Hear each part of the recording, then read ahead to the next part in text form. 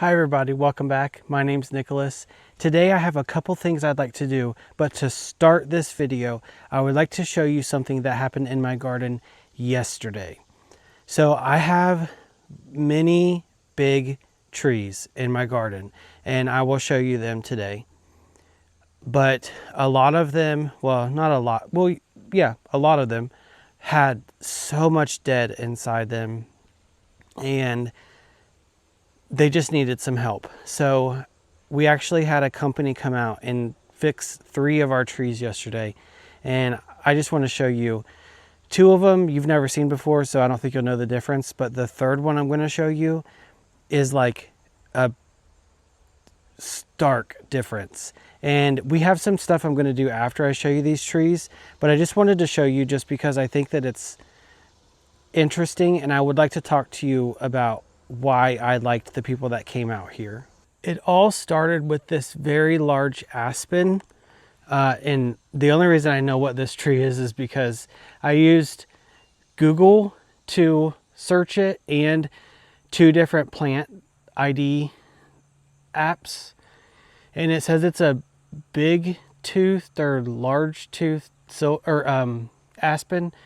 It's actually one of my favorite trees that I have on the property, but it lost a huge limb the other day, and it's kind of near where cars park, and so we just thought, you know what, it's best just to have some people look. I like the leaves on the tree, and I love the bark, and you can see where the company came out and cut dead out. So they completely took the dead out of this tree, and it looks so healthy. And then we decided, that's not our tree, by the way, that this tree needed some work. So this whole back section right here was just dead branches, and you can see like it's not like totally healed and perfect, but it's so much better than it was. So they lifted the canopy up pretty decently because it was hanging out over the driveway this way and this way. So I mean, it doesn't have like the best shape, but it definitely looks a lot better. And this is a silver maple. We did not have this tree worked on, but I just wanted to show you this tree. This is a Norway spruce, and I don't know, it's at least 30 feet tall, maybe 40, and it's just a beautiful, beautiful tree. And they produce these cones that I use in decorations like all the time. And the ground is absolutely littered with them. I don't know that you can see, but they are everywhere. We do have a Bradford pear, which has been restricted. It's not allowed to be sold in our state anymore just because they go absolutely crazy and pop up everywhere. This absolutely humongous tree that's in the front of my yard is a sweet gum, and it's a very beautiful tree, but they end up getting these spiky balls that completely riddle the ground. So it's quite a messy tree, but it's very pretty. I have another incredibly large Norway spruce. This is one of my top 2 favorite trees in my garden. Let me see if I can show it to you from the other way so the sun's not shining behind it. There we go. It's very large, but very beautiful. It has a beautiful shape, and I love it. This tree right here, as well as these 4 deciduous trees that you're seeing. So there's 1, 2, 3, and 4. These are all silver maples, and they're just gigantic, but they cast a lot of shade, a lot of really nice shade in the garden, and it's very welcoming to be back here because of these trees. But the one that I want to talk about is the one dead ahead. It is the most beautifully shaped maple, and it's the one that I'm so happy that we had them work on. Now today I'm actually going to grab my pole pruner and cut this branch off because it's part of this tree, but it's kind of ruining the visuals of this one. But the people that we had come out, they climbed up in this tree and cleared the center out and then removed all the dead and lifted the canopy to the point where you can actually like breathe again. The branches were so low that at times it was almost like visually touching the top of the greenhouse, and it was way down here. So it just really made the tree healthier, and also it'll be better for my greenhouse because it will let some more light in. But the reason I wanted to talk to you about this tree and these people specifically, so it was 3 guys, but I think it was like 2 different companies. I do have their information. If you guys are local or in the Columbus-y area, Central Ohio area, if you want to reach out to me, my email is in the description of this video. I would highly recommend them because anytime I have a contractor or anyone come in the garden, I always constantly am worried because I've had horrible luck in the past where people just literally trample through the beds. And I know that they probably think, oh, they're flowers, they'll bounce back, but that's not how I see it. I mean, yes, they will bounce back, but next year they'll bounce back. So it kind of ruins them for that year. But anyway, I've never had people take such great care, and we're so mindful of the plants.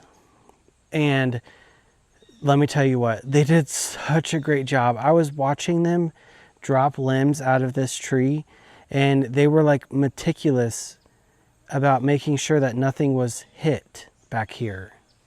Because a large portion of what they did back here was the canopy that was hanging over top of these beds, they removed. And there is nothing wrong with any of these plants. They didn't drop a single branch on them.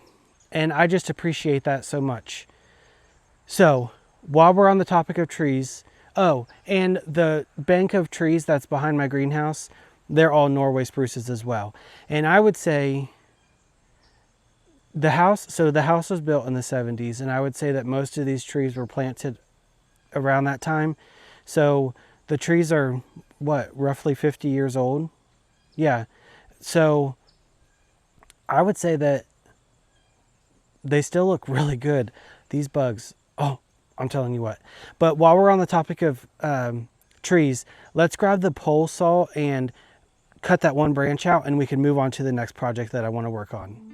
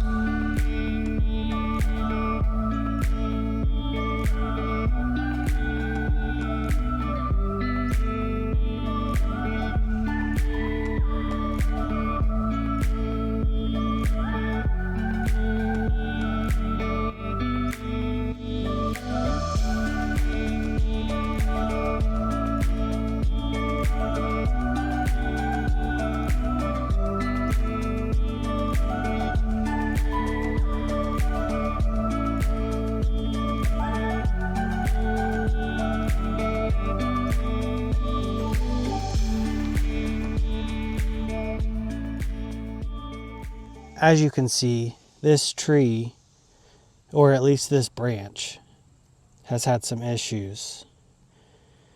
That should be solid, not a big hole. And then also, I don't know that plants should be growing out of the crack of the branch. It's kind of a pretty color though. I don't know if the size of this branch is showing the true size, but it was quite large. Yeah, I mean, I still have a little bit of cutting to do. So we'll just speed through that real quick.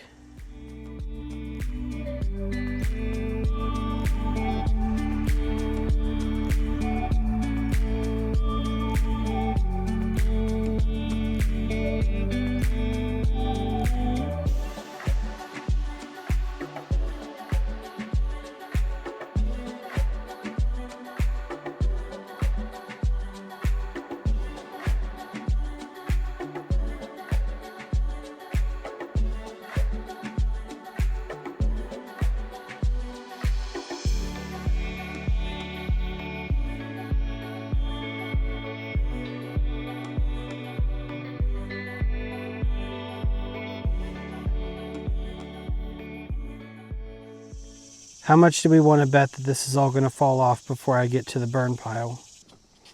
Precarious. That's what I call that.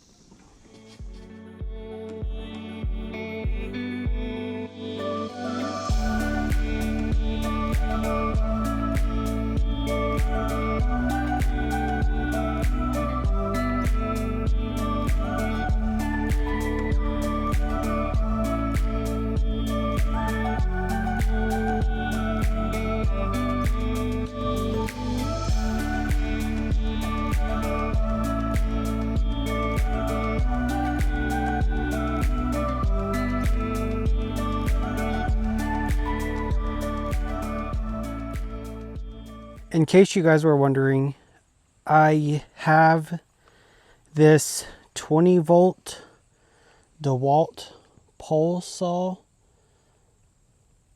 I can link it below if you're interested. And then I was going to use my DeWalt mini chainsaw, but my battery was dead after I used it on the limb. So I actually have a Ryobi one as well. The Ryobi one has a smaller blade. I believe this is 6-inch and I want to say that's 8-inch. That might be a lie, but I don't know. I just didn't think that this one would cut through the big limb, especially near the base, but it did such a great job. I was so surprised. And I would highly recommend, honestly, any of these because they just make life easier. And then I used a rake and my Gorilla cart that was gifted to me by a fan. I don't know if fan's the right word. Let's say viewer. That makes me feel better because I don't know. Fan, that doesn't. Anyway, let me show you the view now that this dead limb is not staring at us. Look at the shape of that tree. Is that just not the most beautiful thing? Anyway, let's get on to the next job. I thought we could sit down in the shade and talk about this next project I want to do today. So in the in the beds that I took the cucumbers out of, I have not put anything back in there, but we have plenty of time to grow things, especially cool season things. And I have something really kind of heartwarming to start today. So I have a friend at work at the hospital. Her name's Jenny.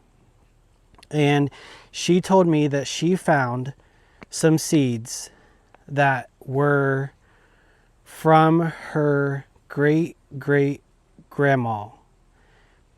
The lady's name was Emma Hadley, and this lettuce is called Grandma Hadley's lettuce. And This is from Seed Savers Exchange, and I just want to read to you what it says on the back. This Hadley family favorite was commonly used in a wilted lettuce salad with hot bacon dressing and is now among the best loved lettuces at Seed Savers Exchange.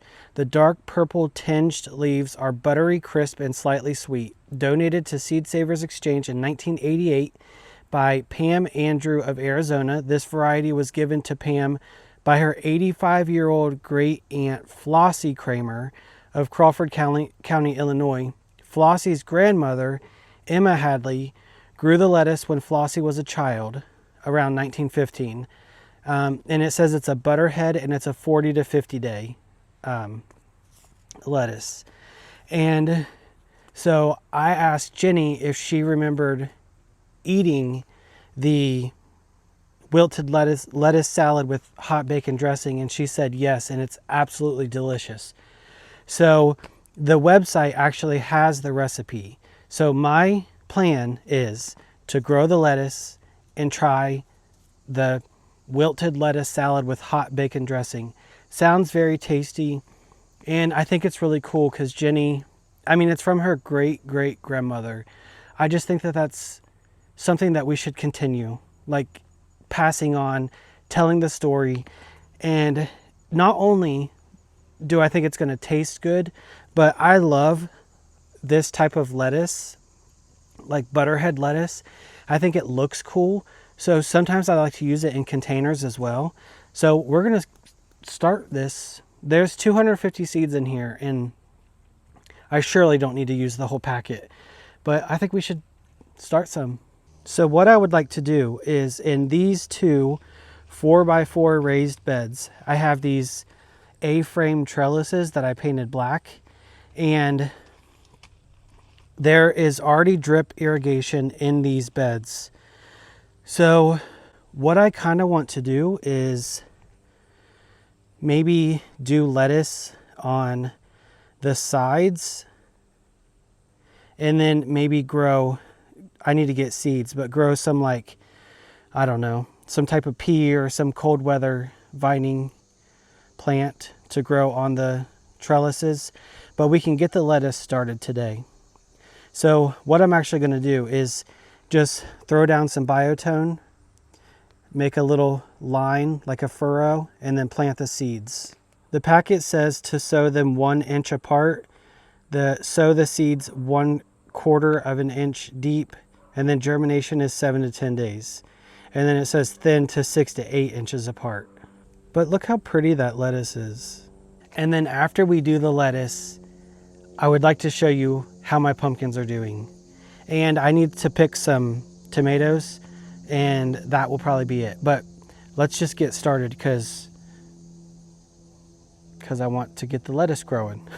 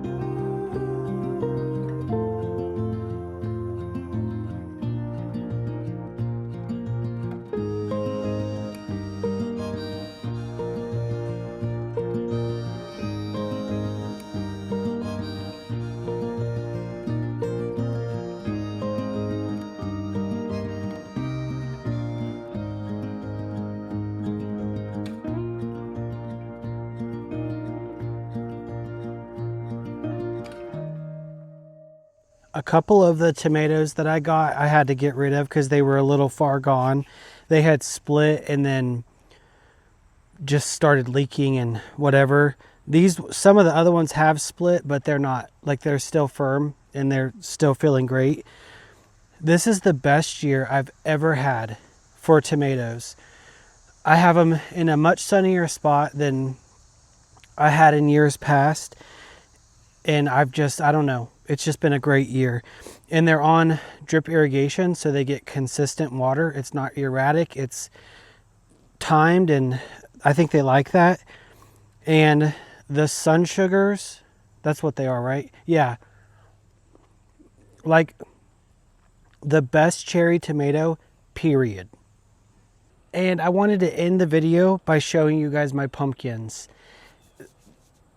The vines are crazy, and I have some ideas for next year to get better production out of my pumpkins, but let me show you and we'll talk about it as I show you.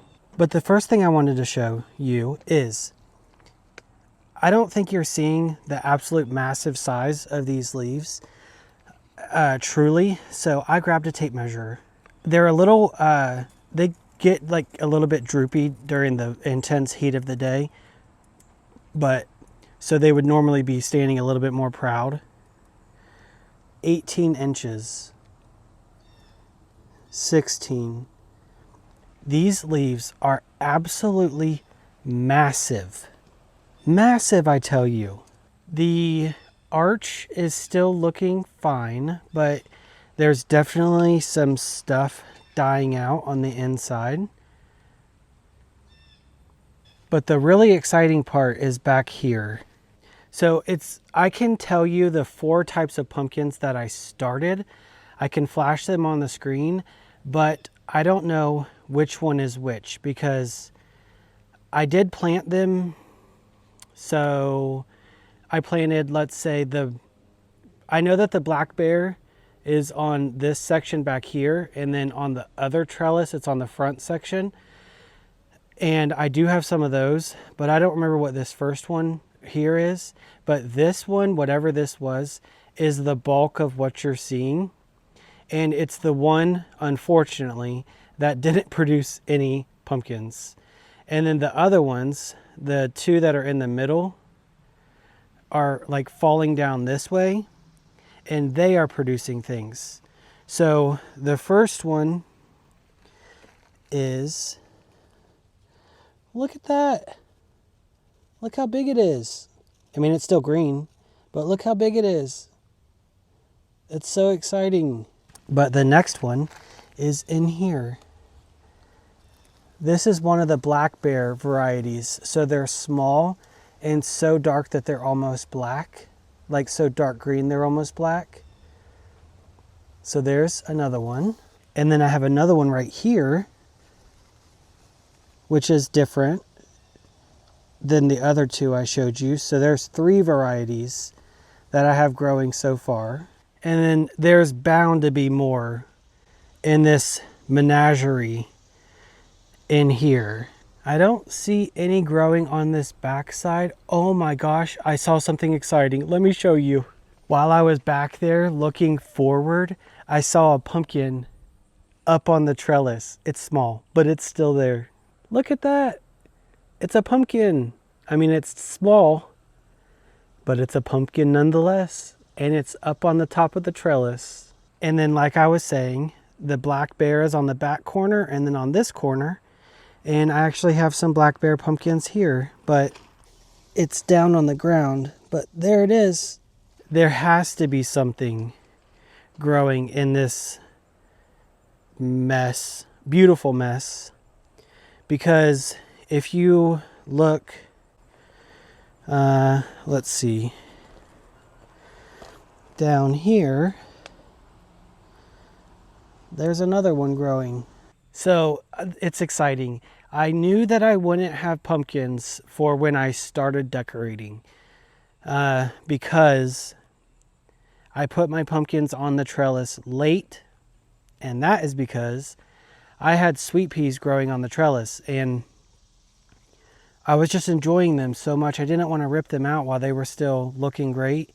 So I had to wait for them to like kind of peter out before I could add the pumpkin seeds. And then once I put the pumpkin seeds in, they just exploded. So next year, I think I'm gonna put my sweet peas somewhere else so that I can start my pumpkins earlier. But it's exciting to see. And I mean, if I get a pumpkin sometime, like preferably before October or Halloween, which I would imagine that I would, because we still have at least a month and a half. I don't know, it's just exciting. But I hope you guys enjoyed this video. We started out doing something I've never shown you before, and that's kind of giving you a tour of the big trees in my garden and how beautiful they are. And they give us a lot of shade, which is wonderful. So that was fun. But I'll tell you what, cutting down that branch took way longer than I thought it was going to, because when it's up in the tree, it didn't look that big, to be honest with you. It wasn't until it fell on the ground and it was sitting around me and I was thinking, wow, like that's quite large. So it just took me a little bit longer, but it would have taken me longer had I not had the right tools. So I'm thankful that I do. And then the lettuce is going to mean so much once it grows, because I don't know, I just think that Jenny's going to enjoy it. I just think it's cool to keep something going like that. So I find that amazing. And then we ended on, well, we picked some tomatoes, which are lovely and they'll be tasty and I'll enjoy them very much, and ended with the pumpkins. And it just felt like a day kind of just doing a little bit of this and that. And those are the days that I kind of like, where I don't have just one big project, but I have like a bunch of little stuff that I can check off and it feels productive. So anyway, I hope you guys enjoyed this video, and thank you for watching, and I will see you very soon. Keep learning and keep growing.